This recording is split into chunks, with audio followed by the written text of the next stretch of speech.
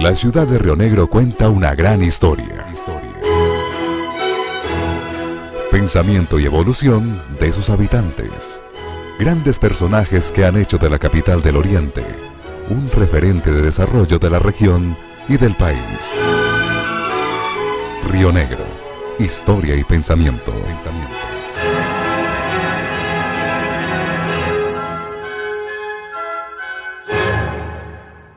Amables oyentes, reciban un cariñoso saludo y una calurosa bienvenida a su programa Río Negro, Historia y Pensamiento. Una realización del grupo de amigos de la Biblioteca Baldomero Sanín Cano de Río Negro, puesto al aire gracias a la alianza colaborativa con esta frecuencia radial sin igual estéreo 90.5 de la Universidad Católica de Oriente en Río Negro. Hoy estamos con la coordinación técnica de doña María Noelba Chalarca. Bueno, bajamos el telón, que seguramente nos va a dejar las expectativas de este nuevo periodo en la vida, de los soles del 2024. Y al bajar ese telón, pues es muy bueno que saludemos a todos esos hombres, mujeres, jóvenes, niños, niñas, que en algún momento nos escuchan. Fernando, bienvenido a Río Negro, Historia de Pensamiento, formato 2024. Gracias, Gonzalo.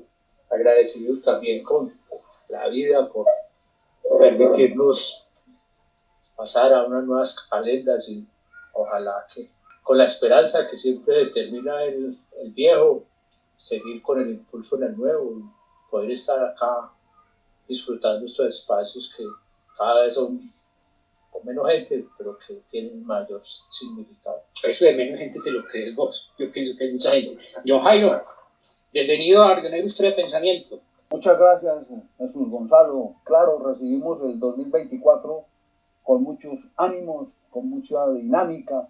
Esperamos que este año 2024, primero que todo, sea de bienestar para todos nuestros oyentes y para todos nuestros compañeros del panel y de la emisora, y a desarrollar un calendario bastante importante que tenemos en este 2024 y que más adelante iremos a referenciar. Pero aquí estamos y también le damos la bienvenida a nuestros queridos oyentes. María Fernanda, bienvenida a Río Negro, Historia de Pensamiento.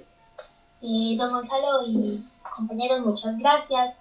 Espero que este año de nuestros oyentes y por parte nuestra seamos muy felices y tengamos muchas más aventuras en la cápsula del tiempo. Manuel, bienvenido a Río Negro, Historia de Pensamiento. Mis queridos amigos, comunidad rionegreira, reciban un cordial saludo.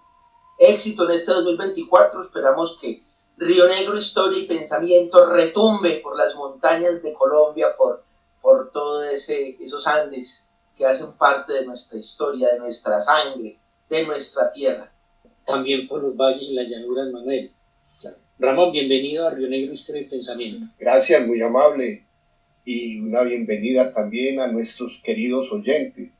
Con muchos sueños y pensando que el Eterno nos va a propiciar un año maravilloso. Nos va a ir muy bien.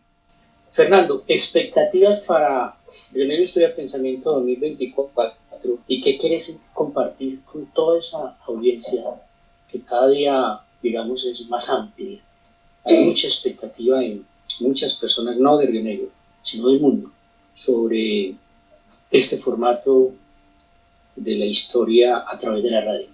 Yo creo que esas palabras nos tienen que invitar a ser cada vez más serios y rigurosos con este trabajo de mirar la historia desde la perspectiva de lo local para hacer una proyección de vida. Y a uno que ya ha estado en este escenario por tantos años, lo motiva mucho tener aquí como coequipera a María Fernanda, porque quiere decir que el relevo generacional en un tema tan complejo frente al mundo moderno, pues es un motivo para uno seguir, y seguir, como dice John Jairo, con un calendario que va mostrando que es muy importante resignificación de los hechos de la historia. Entonces ahí, acompañándote en esta tarea quijotesca, estaremos de una manera muy humilde pero muy rigurosa.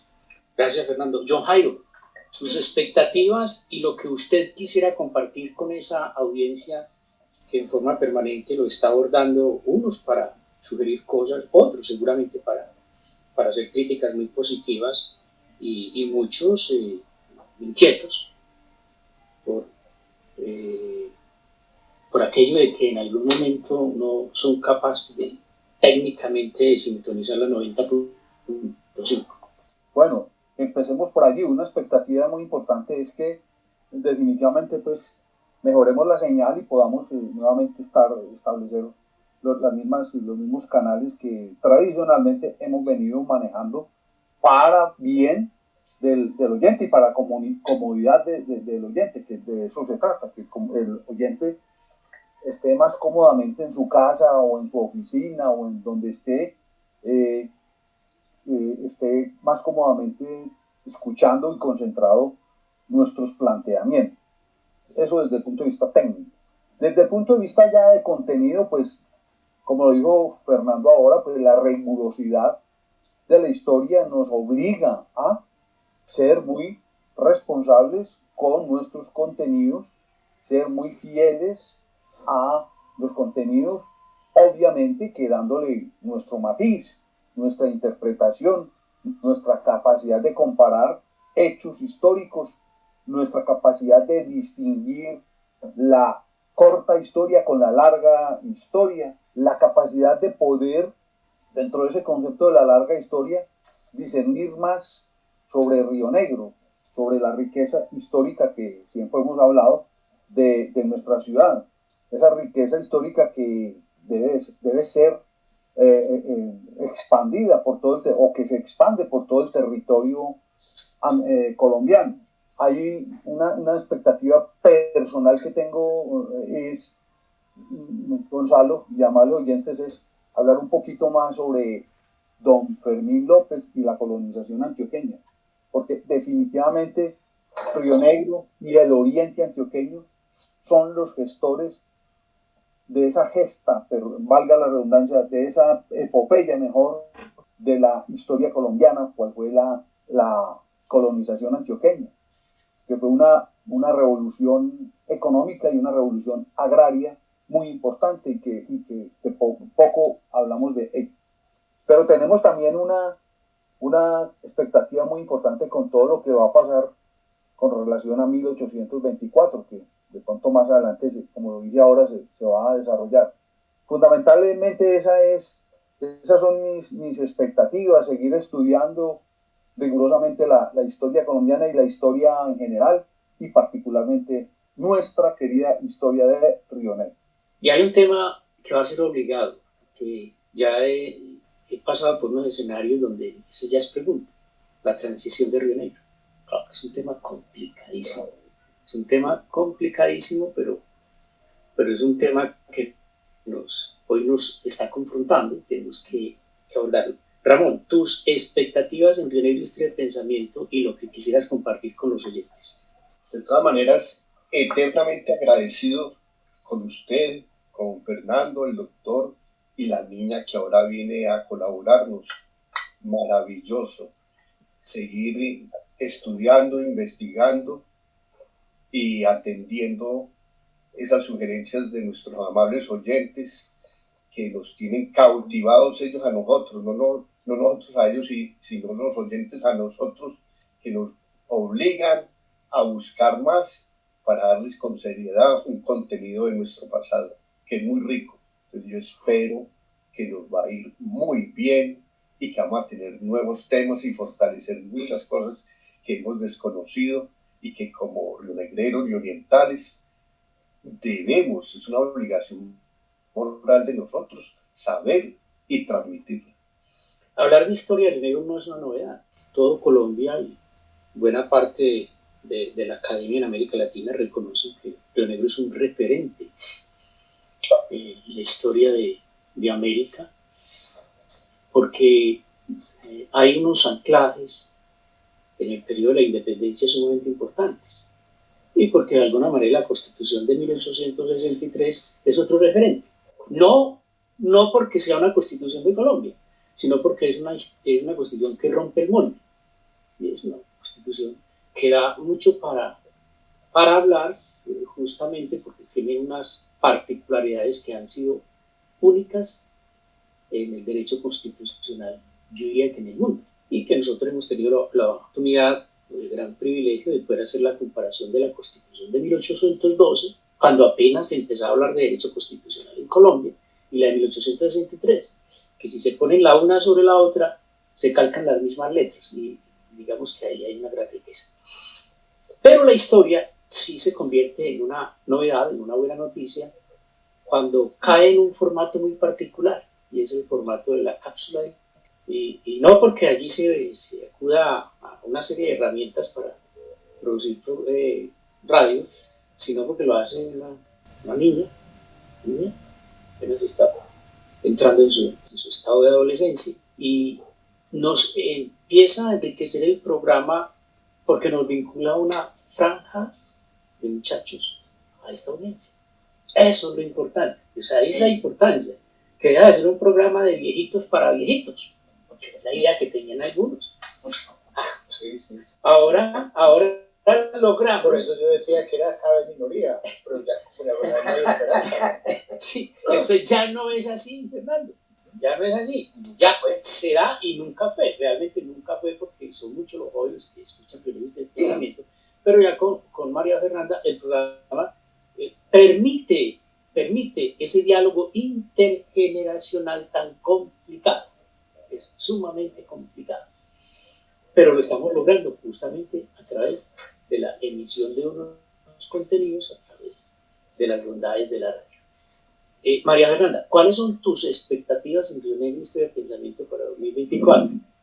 Y en una forma muy particular, ¿qué quisieras compartir con la audiencia? Bueno, mis o nuestras expectativas es que podamos conocer la historia, podamos saber de dónde venimos, para dónde vamos, conocer los orígenes de los problemas que se han creado en nuestra tierra en siglos pasados para poder solucionar los problemas presentes.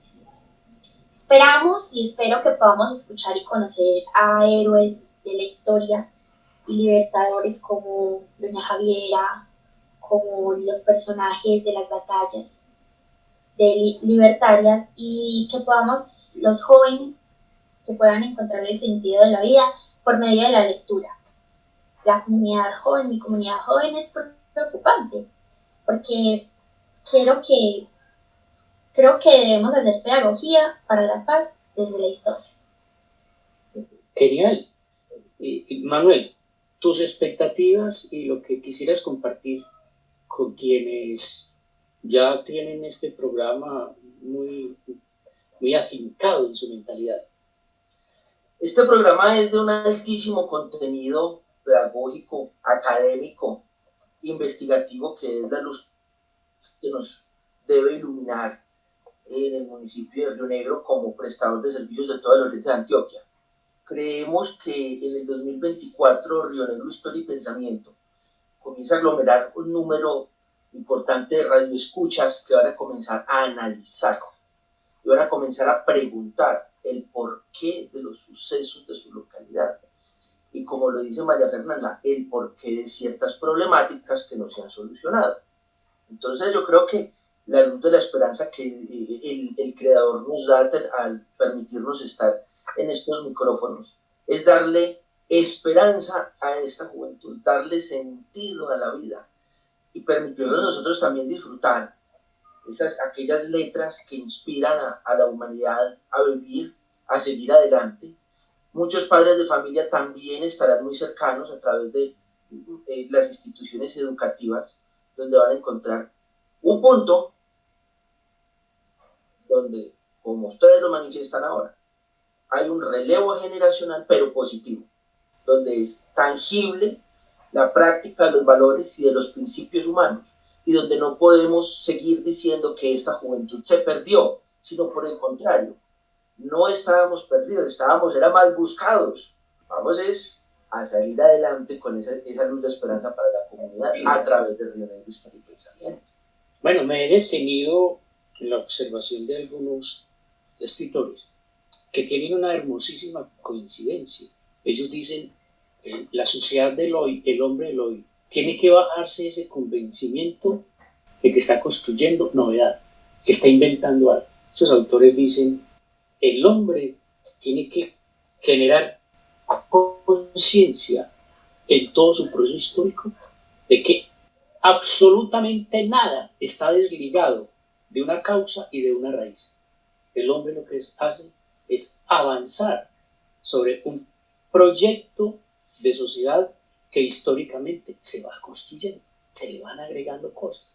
Son teorías hermosísimas porque realmente ellos en el fondo defienden el libro como el canal más expedito en la transmisión de la herencia del conocimiento en el hombre. Y ahí es donde María Fernanda, Manuel Fernando, John Jairo y Ramón, nosotros tenemos que centrarnos en ese convencimiento. La sociedad no tiene ninguna razón para plantear alejamiento de lo que es la memoria construida del hombre. Justamente Río Negro Historia y Pensamiento se ubica un poco en la historia, pero para nosotros es fundamental una historia que se pone en relación con la idiosincrasia, con nuestra idiosincrasia, más o menos lo que plantea María Fernanda al decir la historia para la vivencia del presente. Ese es el fin último de la historia. La historia nos señala de que el hombre siempre será un proyecto social en construcción. Siempre, siempre, siempre. Y de ahí es donde adoptamos aquella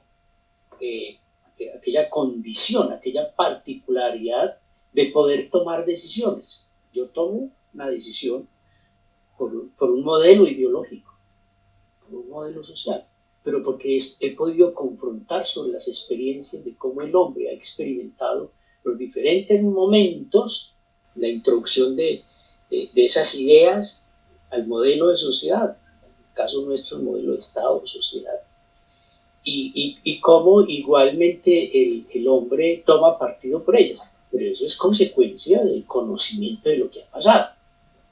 Absolutamente ninguna invención de ello.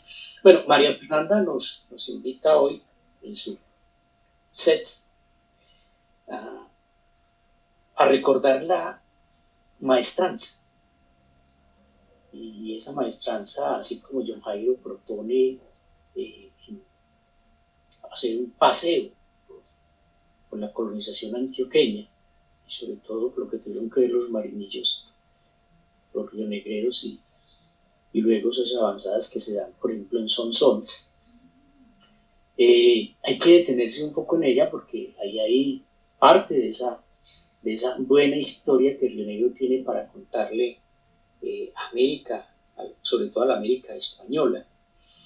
Y el homenaje permanente que siempre se le estará haciendo a Juan del Corral, José Félix de Rextrete, a Francisco José de Caldas y a una generación de hombres fundamentalmente comerciantes que fueron los primeros responsables de la organización militar de Antioquia, un proceso que se vivió en Río Negro, también que en algún momento María Fernanda, a través de la cápsula del tiempo y ya el desarrollo en pleno del programa, estaremos seguramente hablando sobre esa casa, sobre su destino ideal, casa que a partir de la configuración del museo haría parte de este momento de la historia local, regional y nacional.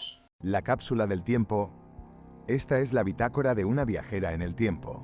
María Fernanda Gutiérrez López, María Fernanda de Colombia, siempre está acompañada de su valiosa esfera de cristal computarizada y amiga artificial Anacom. María Fernanda, estamos en línea, adelante. Ingresando a la cápsula del tiempo.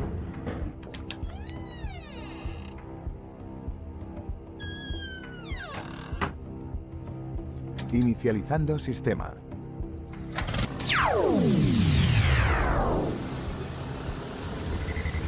confirmando carga de energía para Anacom.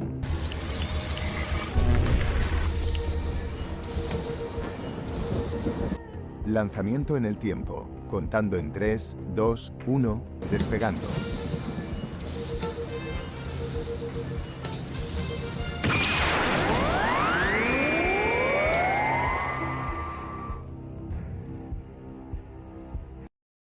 Saludos en cabina, queridos viajeros de la cápsula del tiempo.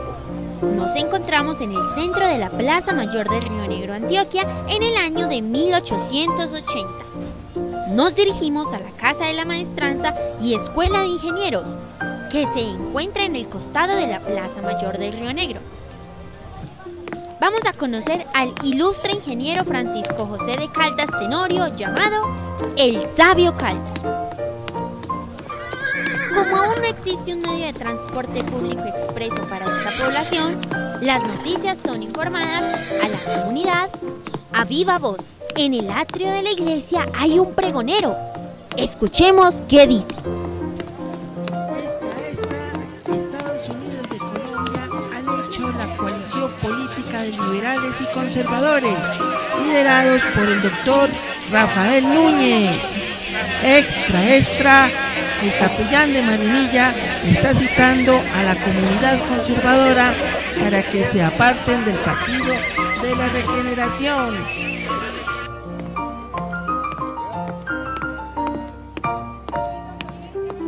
Estamos en un recinto de habitaciones rodeando un vacío que da al centro de la casa.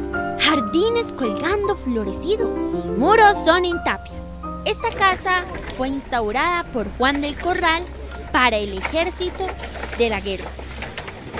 Anacom, por favor, emite un holograma de los hechos del año de 1813 en la Casa de la Maestranza.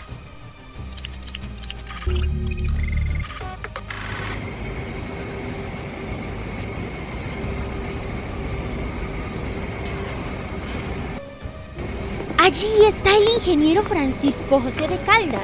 Se nota que es un hombre muy pensante e intelectual, de aproximadamente 1,60 metros de estatura, con textura delgada, cabello escaso, ceño fruncido.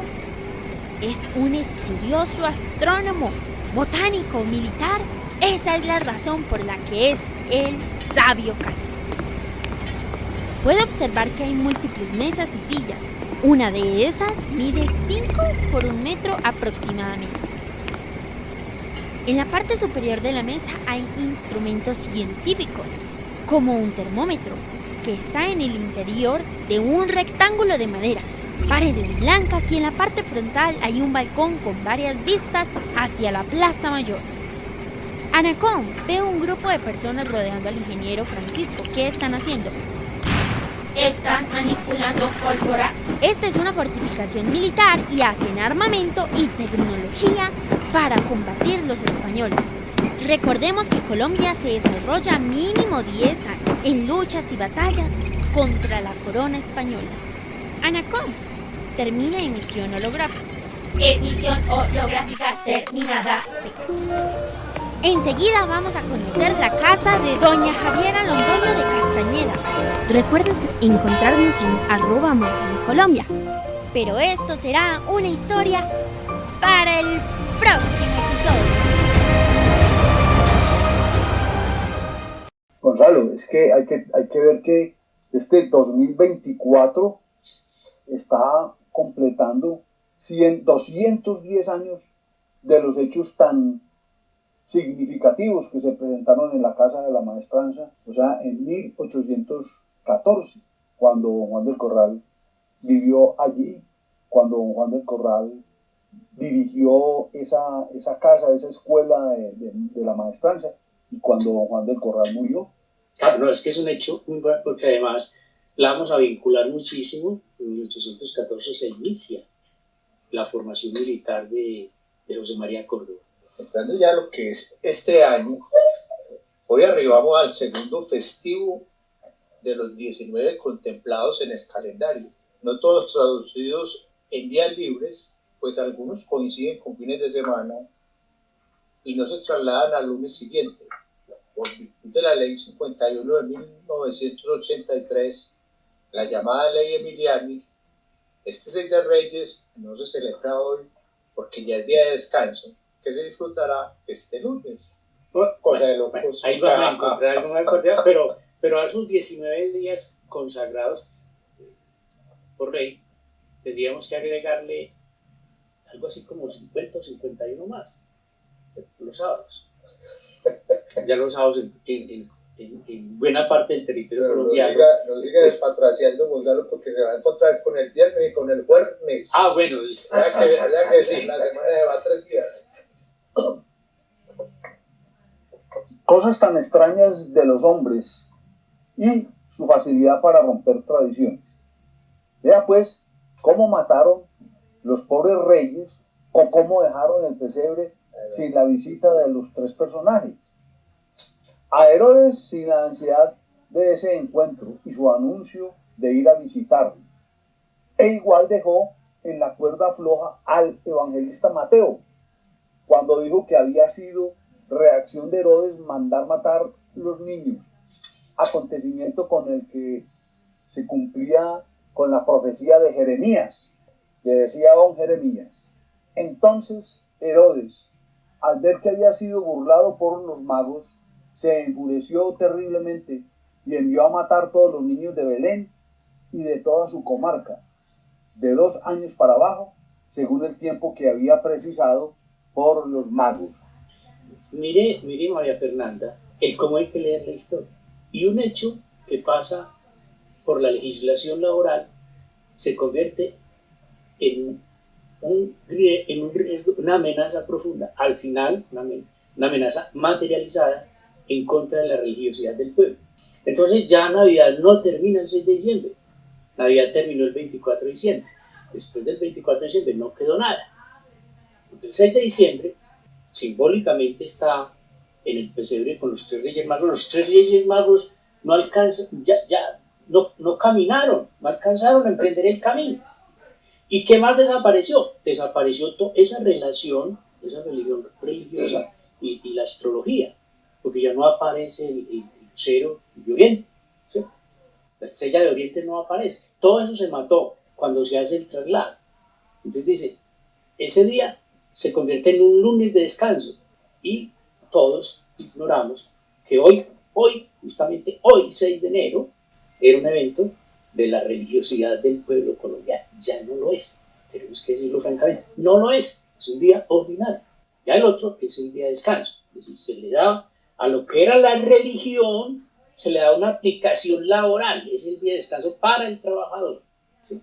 Ahí es donde nosotros empezamos a encontrarle sentido a la historia. Para mí, ahí hay 2 fallas fundamentales. La ley Emiliani tiene 2 fallas fundamentales. Debió respetar lo que era de carácter religioso en concordancia con la religiosidad del pueblo colombiano. Lo que era cívico y patriótico, bueno, allá. Pero eso se debió respetar. Y la segunda particularidad es, yo por lo menos en aquel momento extrañé, yo recuerdo ese momento, porque en ese momento fue de impacto a nivel nacional. Extrañé que la Iglesia no defendiera esas fechas como tal. La Iglesia no las defendió. La Iglesia pasó desapercibida frente a las implicaciones del orden religioso que eso tendría.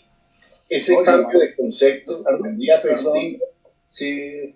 No, que lo más simpático que es que el ponente de esa ley, el autor de esa ley fue el doctor Raimundo Emiliani Román, un personaje ultra conservador, un personaje, uno de los grandes seguidores, fieles seguidores de Laureano Gómez, una persona totalmente ortodoxa, muy cercana a la iglesia. No entiende uno cómo un personaje de estos, y como acaba de decir Gonzalo, cómo la iglesia también pasó agachada ahí en ese momento. No, y lo más dramático es que se desfigura, como acabaste de decir, Gonzalo. Es que el día de la Epifanía es 6 y no 8. Claro. Entonces uno dice, ¿tú con qué come? Todo el relato bíblico desapareció ahí. Por supuesto, entonces el dogma ya queda a merced de los siglos, no. Sí. Claro, pues que Sí, todo esto es un sí, mensaje yo me simbólico. voy al escenario económico para fortalecer el tema del turismo y se cede lo religioso, esto es la religiosidad.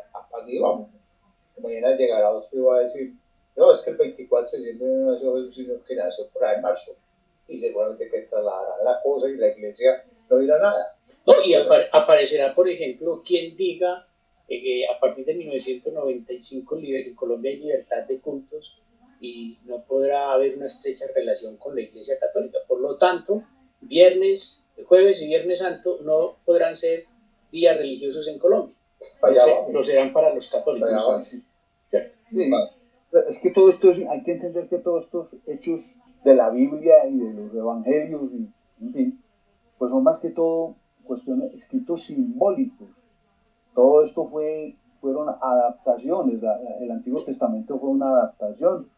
De igual manera, el Nuevo Testamento también fueron adaptaciones que la Iglesia de muy buena manera acogió y no los convirtieron en dogmas sobre los cuales pues la Iglesia es intransigente. Yo pienso que eso es una adaptación también a los tiempos, ¿cierto? Los tiempos que hay que reconocer que son tiempos más laicos, más civiles, es decir, ahí está plasmada el concepto de lo que nosotros hemos mencionado tantas veces, de la sociedad, del cambio de una sociedad que se ha vuelto más acuática, más frágil, más acuosa, es lo que hemos venido hablando tantas veces.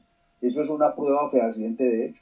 Claro, el cambio del día de guarda, fiesta de guarda, que es totalmente religioso, al cambio civil y nacional, que es de descanso. Eso fue un duro golpe del dogma. Y saber que por entonces Colombia estaba bajo el régimen de una constitución confesional y la Iglesia dejó que eso pasara, tal vez con cargo de conciencia, lo que finalmente se constituyó en un atentado contra el dogma. Claro, si eso ocurre después de la Constitución del 91, pues normal. Sí, habría sido normal, pero es que ocurre en una Constitución muy conservadora. No, y confesional. No, confesional, era totalmente confesional. Sí. Eso fue en el 84. Claro. ¿Quién era el presidente de Colombia en el 84? Eso fue en el 83. 84. Eso empezó a funcionar en el 84. Sí, ¿Quién era el presidente? Don Belisario. Hay otra prueba de que Belisario estaba ya, no era tan católico, ¿no? No, Belisario era profundamente cosmonista. El mensaje parece haber sido claro. El pueblo necesita descanso, no doctrina. La economía del país, el sistema productivo no necesita de religión. Requiere de las menores afectaciones a su dinámica e índices de producción, dinámica de capital y crecimiento del consumo.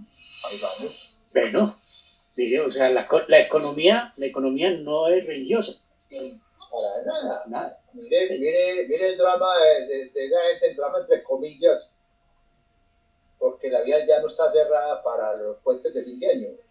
Ahí nadie habla de que se les va a trasnochar el niño Dios, no.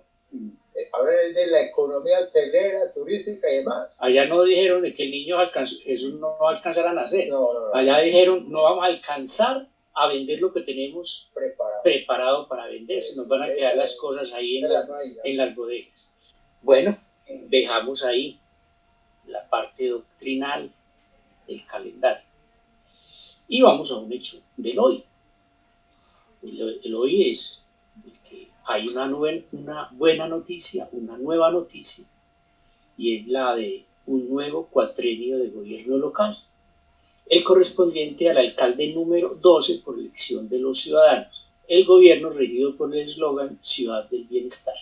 Al doctor Jorge Humberto Rivas Urrea le deseamos prosperidad en su gestión de gobierno y los mejores frutos de una cosecha que cultivará a lo largo de estos próximos 4 años, desde ese ideal de seguir impulsando este municipio por caminos de consolidación de un modelo de desarrollo, pero en el que se privilegia esa correlación de calidad de vida, hábitat y condiciones al impulso de la economía. Igual, un deseo para todo el equipo de trabajo para los profesionales que lo acompañarán en cada una de las ideas, proyectos, programas, particularmente de muy buenas realizaciones para la doctora Gisette Bael, secretaria de Desarrollo Económico, y quien ocupe la subsecretaría de Cultura, dos campos de una enorme complejidad, Fernando y John Jairo. Usted, Fernando, en el campo de la cultura, usted, John Jairo, en el campo de la economía.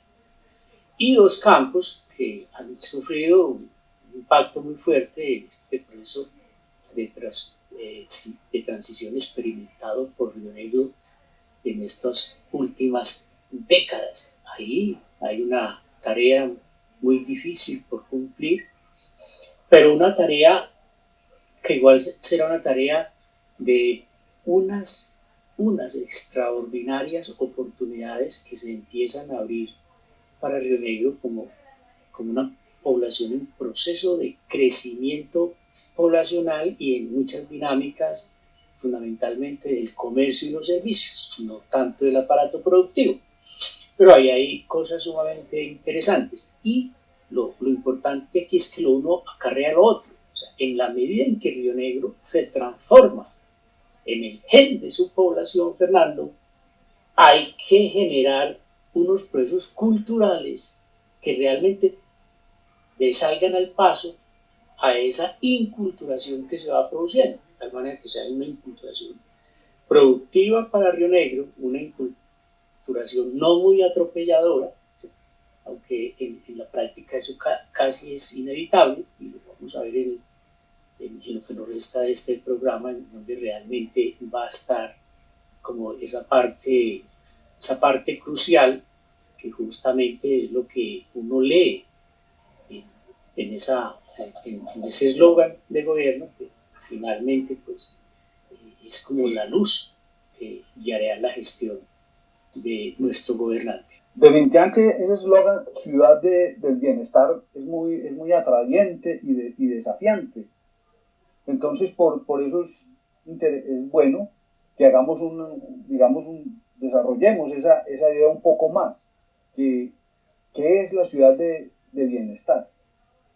Entonces podríamos decir que es una filosofía aplicada al desarrollo de los espacios en los que el hombre tiene la experiencia de su existencia, del despliegue de sus talentos, de sus vivencias de relación con los semejantes, de realización personal, de habitación de sus valores, de sus rasgos y sus costumbres. Es, en síntesis, una filosofía, digamos, aplicable a la humanización de los espacios, cuando se dan esas tendencias al crecimiento, a las grandes transiciones. En realidad, una ciudad es la gente. Por ello se dice que una ciudad viviente es la encarnación de la gente, de la habita, esa gente que transita y llena sus calles y sus espacios públicos, en sus afanes de encontrar lo que en ellos se le ofrece, los espacios de la vida, los espacios constituidos en el escenario donde se construyen los sueños. La ciudad de bienestar no es la misma de los planificadores, ni de los políticos, los inversionistas inmobiliarios, empresarios o los visionarios de grandes proyectos enfocados en el rendimiento económico. Ellos miden sus resultados en producción y rendimiento. En realidad, en sus presupuestos, muy poca valoración tiene la vida en todas sus dimensiones.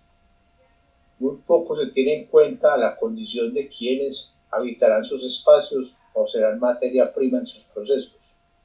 Todos esos nuevos productos de la transformación están marcados por el factor rendimiento.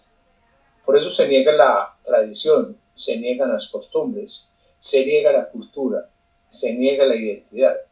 En el caso de Río Negro, se niega la ciudad histórica, es decir, la preexistente, la ciudad de la gente, la ciudad de las identidades simbólicas, que la significan por medio de sus imaginarios. En la práctica, Fernando, tiene una tarea grande. Claro, el crecimiento poblacional y el desarrollo económico son de alguna manera contrarios a lo que nosotros defendemos en este programa, ¿sí? Y es una contradicción a la ciudad bienestar. Realmente ese gran desarrollo cuando los pueblos empiezan a adquirir esas dimensiones de lo que se llama urbe o gran ciudad, es una negación de la ciudad preexistente. Y todas esas intervenciones humanas bajo esos modelos desarrollistas y de procesos economicistas de luego, entran en tensión y resistencia. Ahí es donde está la clave. Cuando empieza a generarse en la vida de los pueblos ciertas condiciones de tensión y resistencia. Una tensión que viven sus gentes y que fácilmente perciben aquellos que actúan como acusados observadores, los transeúntes, es decir, aquellos que parecen pasar desapercibidos, pero realmente son muy buenos receptores, y el mismo visitante que tiene unas expectativas. Una tensión y una resistencia que por igual se vive en todos los espacios y pone en contradicción todo lo humanamente construido y apropiado a través de los años, en forma particular sus costumbres, tradiciones, rasgos, valores, todos los contenidos simbólicos de la cultura y del patrimonio. O sea, esto está calientico para aplicarlo en Río Negro. O sea, esto es todo lo que está pasando en Río Negro, el impacto del desarrollo sobre su vida. Y ahí es donde esa filosofía de ciudad del bienestar empieza a actuar. La ciudad del bienestar aparece entre tantos modelos de desarrollo, una que hace una apuesta por lo humano, ¿cierto? Por lo humano. Y es ahí donde está el reto, ¿cierto? De cómo manejar esa tensión, de mantener ese equilibrio, ¿cierto? Entre los procesos economicistas y los modelos desarrollistas y la presión de la identidad que tienen las ciudades. O sea, ese equilibrio entre desarrollo económico e identidad y bienestar del ciudadano, pues es el reto que tiene la administración cuando se aboca a hablar de este tema, ¿cierto? La ciudad del bienestar, porque ¿qué es el bienestar? El bienestar es un equilibrio. Es un equilibrio entre muchas cosas, ¿cierto? En este caso es el equilibrio entre el desarrollo de la ciudad y la protección de su patrimonio o su acervo cultural. Su patrimonio humano. Sí, su patrimonio humano, exactamente. Se dice que la ciudad, pues, por su naturaleza, cuenta con un rasgo distintivo fundamental, y es que está organizada precisamente para sí misma, más que para cualquier tarea o función, y hace referencia a sí misma. Goza de su propia singularidad, de su propia urbanidad, de su propia civilidad. Siempre se refiere a sí misma por medio de su hábitat. Ahí está ese contenido. Esta ciudad del bienestar se diferencia de la ciudad urbe. Aquí está el reto, no pasar de la ciudad del bienestar a la ciudad urbe, la que revoluciona los espacios, pero a su vez provoca letales trastornos para la vida. Ahí es cuando aparece el desequilibrio, cuando se deja ir para el otro lado y aparecen esos trastornos de la vida de la ciudad, que se manifiestan en depresión, en estrés. En cambio la ciudad lugar, es decir, la ciudad del bienestar, es festiva, es caótica y sobre todo viva, con sus conflictos, con sus solidaridades. Es el lugar de la gente constituida experta en la construcción de una ciudad ideal. La ciudad urbe significa menosprecio a los valores genuinos de la vida. Menosprecia los valores genuinos de su identidad simbólica. Ahí tienen lugar esas tensiones sociales y asidero al estrés que las caracteriza, cual igual las caracteriza el distanciamiento, el aislamiento personal y social. Allá hay segregación y negación del otro, frustración y depresión. La ciudad urbe vive el día de los conflictos sociales, el día a día de las incertidumbres e insatisfacciones humanas. En la ciudad urbe la vida es problematizada, el conflicto no tiene solución. Como decía Fernando, es un panorama bien complejo para una intervención, pero muy complejo, porque además es muy poderoso. Este escenario que plantea la ciudad urbe es muy poderoso, va impulsado por los resortes de la economía. Y de un capitalismo a ultranza. Es que el capitalismo no se va a detener. Entonces ahí esa tensión de que estamos hablando es un reto bien interesante para esta propuesta de gobierno. Las ciudades que dan el salto a la urbe se deshumanizan. Al capitalismo poco le importa lo humano. Y crean profundas fisuras sociales, porque crean escalas de privilegio en los espacios. Allí se provoca el surgimiento del gueto. Claro. Van arrinconando cada vez más los sectores marginales. La ciudad del bienestar busca evitar que el desarrollo se convierta en ello. Por ello, el papel que entra a jugar la salud y el que cumple todo tipo de programa del orden social, educativo y cultural. Sí, claro, es que, mira, por ejemplo... Ya vivimos ese modelo claro. Con un alcalde acá, ¿no? Por ejemplo, Llano Grande, vos vas y compras, ¿cómo se llama eso, Manuel? Una gran vivienda, ¿cómo se llama eso? Hacienda quinta. Una quinta. Uno va a Llano Grande, va a comprar una quinta. Hay otro nivel, el que quiere... ¿La va a comprar en dólares o en pesos? Bueno, si vos perteneces a otro nivel de la sociedad, que ya empiezas a determinarse claramente, no puedes comprar en Llano Grande, entonces venís a los apartamentos de mejor configuración en Río Negro, los que todavía conservan dignidad en los espacios. Si ese no te da, tenés que pasar a otro segmento. O sea, los que pagan administración. Sí, tenés que pasar a otro segmento social, y entonces ya vas a los que ya no tienen sino 52 metros. Y si el país no te alcanza, o sea, los que no pagan administración. Vas a los de interés social, entonces ya hablamos de apartamentos de 26 metros. Esa es la realidad. Los que están... Esa es la realidad. Si no tienes ahí, tienes que ir a invadir. Y si no tiene ahí, pues... hay que mirar dónde se reciclan teleras de la zona franca y empezar a construir una cabañita entera que queda muy pomposa, pero no tenés ni agua, ni luz, ni tenés los servicios básicos. Esa es la realidad de la ciudad urbe, es la realidad. Realmente lo que ha propuesto el doctor Rivas es interesante. Lo duro va a estar en cómo desarrollar el concepto.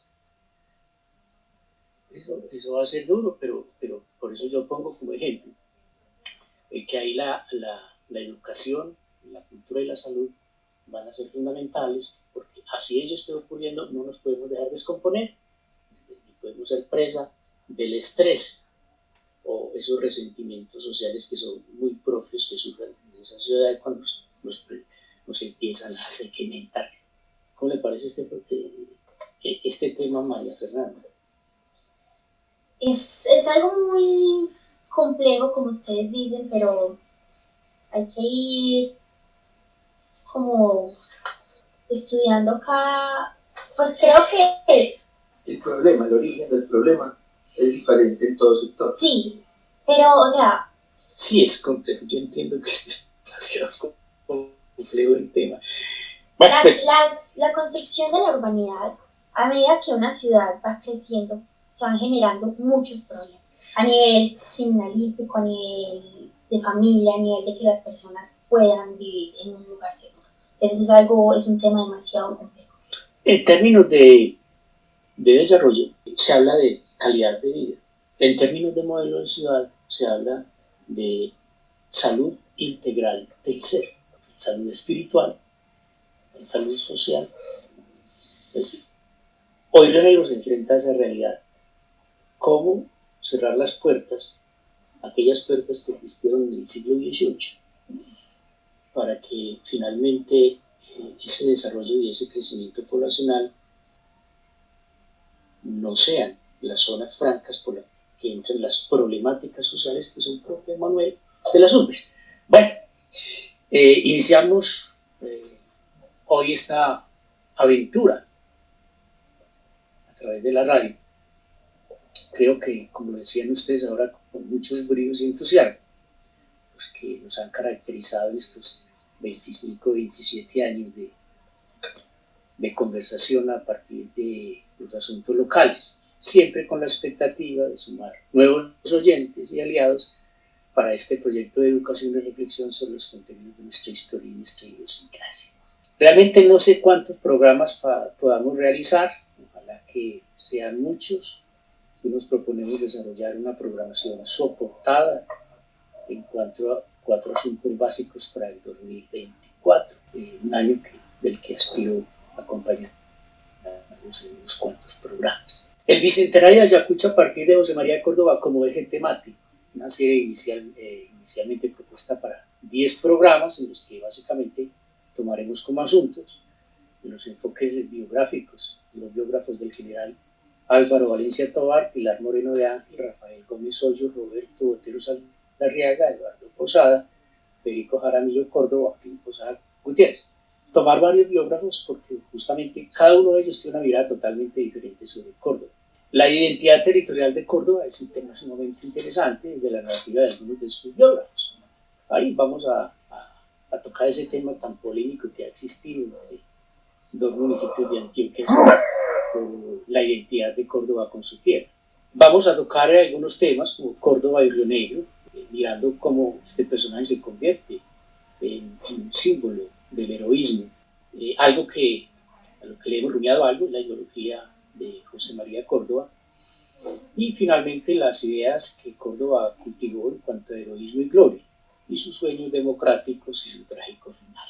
No se sorprendan, es una responsabilidad muy grande, pero hay que hacerla. Río Negro, sus formaciones socioculturales desde la narrativa literaria, en el caso particular de don Juan José Botero, un seriado aproximadamente de 5 programas, en el que abordaremos espacio y tiempo en la publicación de novela Lejos del Mío, justamente el motivo, el año 100 de haberse publicado esta novela. Los asuntos fundamentales de la cultura en Lejos del Mío, y Juan José Botero, un hombre muy parroquial, donde trataremos de escudriñar un poco si realmente tuvo vena de novelista o de dramaturgo. Luego haremos un seriado no muy extenso sobre lo que he planteado como reflexiones sobre la historia de la Biblioteca Pública Baldomero Sanincano, que yo lo defino como la cultura del Río Negro en el escenario de los libros e ilustres personajes, con 3 reflexiones básicas: la biblioteca pública y el cambio de contexto, la actitud lectora en el pueblo rionegrero, la grandeza del libro y el carácter monumental de esta biblioteca.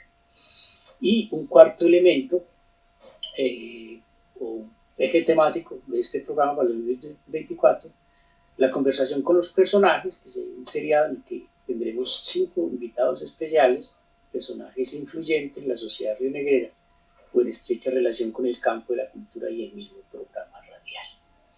Desde luego que parte fundamental de este programa va a ser mantener ese aporte de la cápsula del tiempo de María Fernanda, y que no vamos a abandonar aquello de la memoria de las fechas y los hechos más destacados de nuestra historia. ¿Qué tal la agenda? Bueno, muy rica y muy rectadora. Sí, es exigente porque por lo menos esperamos que este sea el año en que en la historia del Río Negro más se leerá a Lejos del Mío, y nosotros tenemos que dar ejemplo. Justamente va a ser uno de los ejes temáticos, de tal manera, John Jairo, que saque Lejos del Mío, que usted lo tiene muy guardado. Ahí lo tengo, ahí nada menos la semana pasada lo estuve mirando, ojeando, y no sé por qué, me dio por mirarlo a José Botero, que parece que es un tema bien interesante, pues se desarrollará más adelante, pero parece que es más dramaturgo que literato. Pero bueno, ese tema ya más adelante lo discutiremos con buen tiempo.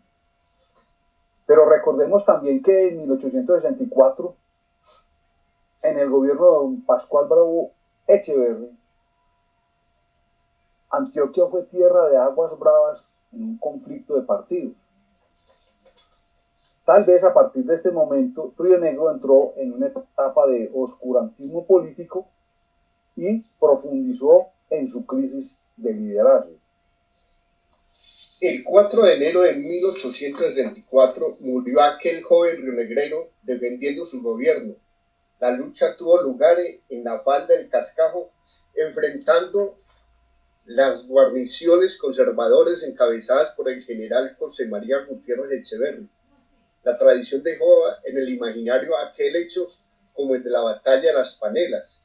Claro que ello no es cierto, porque también es de dudarlo que aquella fue una batalla de mujeres vestidas con traje de hombres. También un 4 de enero, pero de 1966, muere en Roma el arzobispo Juan Manuel González Arbeláez.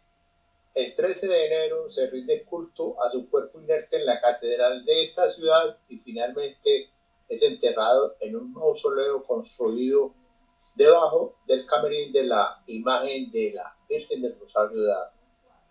El 11 de enero de 1811 nació el médico Juan Crisóstomo Uribe, sacrificado en Río Negro el 18 de julio de 1862, el día de la toma de aquella ciudad. De él se dice que fue un distinguido ciudadano, amante de la ciencia y sabio como Hipócrates. El 13 de enero de 1840 nació Juan José Botero, personaje del que mucho se habla en Colombia.